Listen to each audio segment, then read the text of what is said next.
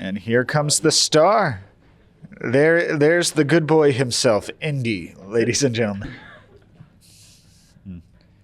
Actors and their demands. Yeah.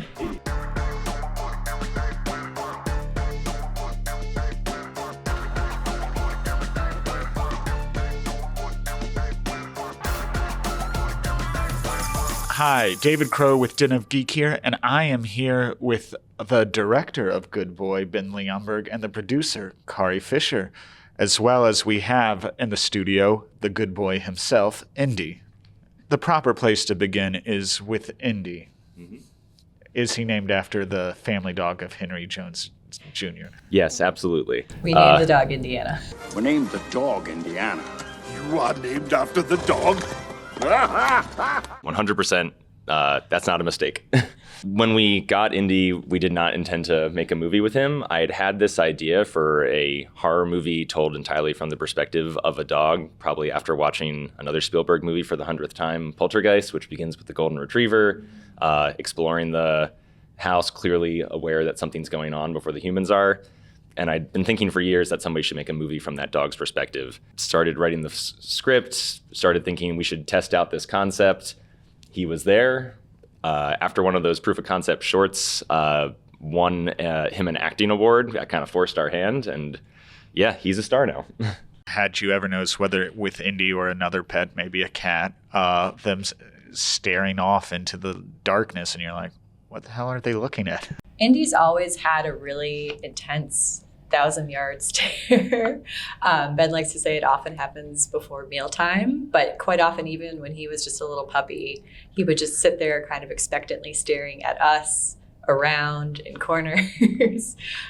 So yeah, he's always kind of given us a little bit of some uncertainty there. I think every dog or pet owner has wondered, why is my dog barking at nothing or staring at nothing?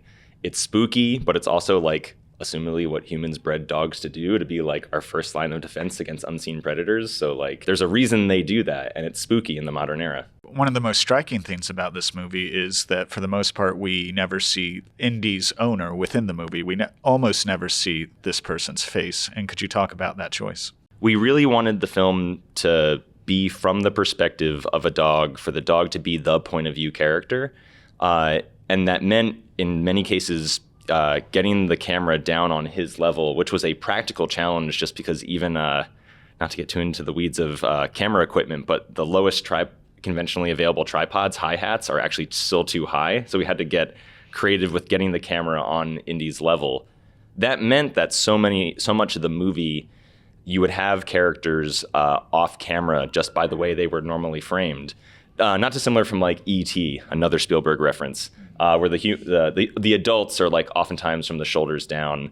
It's about the world of children in E.T. In Good Boy, it's about the world of the dog.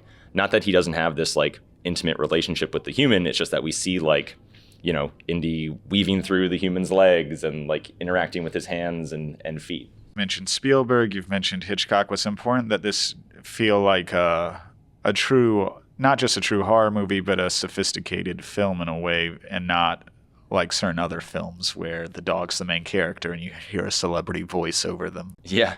No, we've been very committed to that. This is a performance that's, I think horror works best when it's relatable. The classic Lassie-style dog acting, which I have, like, that's not a critique. I love Lassie, I love Air Bud, but it doesn't feel real. And I think that's part of the appeal of those films. Here, again, making it relatable, that making it scarier. Hopefully people recognize these kind of quiet, personal, just domestic moments with the dog.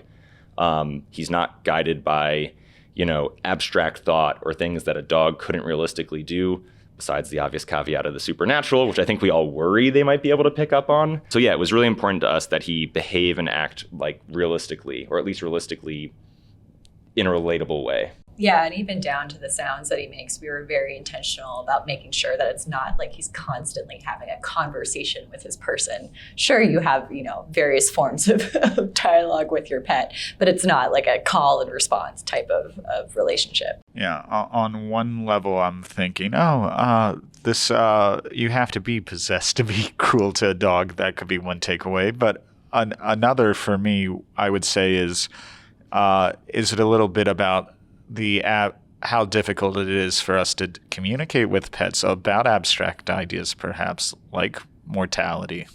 Yeah, you've always talked about how, a big part of this movie is the experience of a dog, the dog's perspective on what's happening to his human, and we so rarely get to see that perspective. A lot of kids learn about life and death from a pet that has a shorter lifespan than themselves, and it's kind of the dog. The relationship here is in a way reversed, not giving away too much, but ghosts are, any ghost haunted house story is kind of about the afterlife and what comes next or lack thereof, and the dog is getting to experience that, or the audience is getting to see that through a dog's eyes, what that might be like.